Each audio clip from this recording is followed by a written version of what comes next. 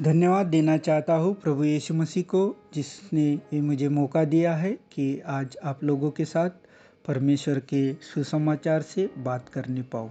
आइए हम पवित्र शास्त्र से मत्ती रचित सुसमाचार उसका 18वां अध्याय पद 1 से लेकर 4 को आज मनन करेंगे। और इसके शुरू में ही हम देखते हैं कि यीशु मसीह के चेलों के बीच में एक महानता को लेकर चर्चा को हम देखते हैं।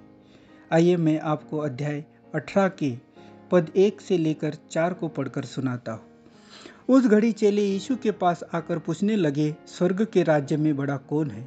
उस पर उसने एक बालक को पास बुलाकर उनके बीच में खड़ा किया और कहा, मैं तुमसे सच कहता हूँ कि जब तुम न फिरो और तुम बालक के समान न बनो, तुम स्वर्ग के राज्य में प्रवेश करने नहीं पाओगे। जो कोई अपने आप को इस बालक के समान छोटा करेगा, वह स्वर्ग के राज्य में बड़ा होगा। लगता है स्वर्ग के राज्य में बड़ा कौन होगा या महान कौन होगा, यह यीशु मसीह के चेलों की पसंदीदा चर्चा थी। सोचिए यीशु को कैसा लग रहा होगा। वह इन चेलों को प्रशिक्षण दे रहा था कि ये लोग दुनिया बदल दे, पर ये चेले हमेशा 5 कदम पीछे थे। आपस में हमेशा इस तरह बात करते रहते थे, विवाद करते रहते थे कि मैं तुमसे बेहतर हूँ, मैं तुमसे महान हूँ। अपने आप को दूसरों के मुकाबले बड़ा और महान साबित करने की कोशिश करते रहते थे। वास्तव में जब यीशु के साथ इस मामले पर चर्चा कर रहे थे कि स्वर्ग के राज्य में बड़ा कौन है, वे अपनी पहचान के बारे में बहुत चिंतित थे। प्रभु यीशु मसीह की उपस्थिति में चलते हुए भी स्वयं को अपने पापी मानवीय स्वभाव द्वारा नियंत्रित होने दे रहे थे। कई मायनों में आज के समय के हम विश्वासी जन भी काफ़ी हद तक उन शिष्यों के समान हमारा स्वभाव है। वर्षों के दौरान समय और संस्कृतियाँ भले ही बदल गई हो, लेकिन हमारा मानवीय स्वभाव आज तक नहीं बदला है। और जब वो यीशु के पास इस प्रश्न को लेकर आते हैं कि स्वर्ग के राज्य में बड़ा कौन, वो ये आशा कर रहे होंगे कि शायद यीशु उनमें से किसी एक को महान बता दे, पर यीशु इस विवाद में पड़ते ही नहीं। वे तो यह बताते हैं कि वास्तविक महानता क्या होती है, कैसे होती है।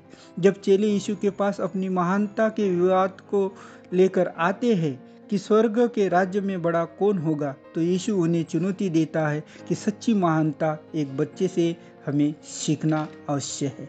यीशु बच्चे का उदाहरण देकर कहते हैं कि बच्चे जो हर समय अपने ज़रूरत के लिए दूसरों पर आश्रित रहता है, निर्भर रहता है। अगर यीशु के वचन को हम ध्यान से पढ़ते हैं तो हमें शिक्षा मिलती है कि हमेशा इस बात को यीशु मसीह कहते हैं कि हमें विनम्र रहना है, झुके रहना है, अपने आप को हमें लीन करना है। हमारा यही स्वभाव हमें स्वर्ग के राज्य में ऊपर उठाएगा। और जब इस प्रश्न को लेकर प्रभु यीशु मसीह के चेले आते हैं कि स्वर्ग के राज्य में कौन बड़ा है, तो यीशु मसीह उन्हें बच्चों से सीखने के लिए कहते हैं। क्या हम बच्चों से सीख सकते हैं? जब बच्चों में हम देखते हैं कि बच्चों में एक समानता होती है, वे दूसरों पर आश्रित होते हैं। बच्चे सहज रूप से ये जानते हैं कि वे महान नहीं हैं। बच्चों को यह मानने में कोई भी असुविधा नहीं होती कि वह कोई चीज़ खुद नहीं कर सकते, उनको सहारे की ज़रूरत होती है। बच्चों की तरह यदि आप और मैं सरलता से, विनम्रता से अपने जीवन में परमेश्वर पर निर्भर रहने की आवश्यकता को पहचान सके, तो यही होगी सच्ची महानता। स्वर्ग के राज्य में कौन बड़ा होगा? इस प्रश्न का उत्तर वचन हमें देता है कि अगर हम परमेश्वर पर सच्चे हृदय से, सरलता से, विनम्रता से अगर हम उस पर निर्भर रहते हैं, तो निश्चित रूप से हम स्वर्ग के राज्य में बड़े होंगे। सच्ची महानता परमेश्वर पर निर्भर रहना ही सच्ची महानता है।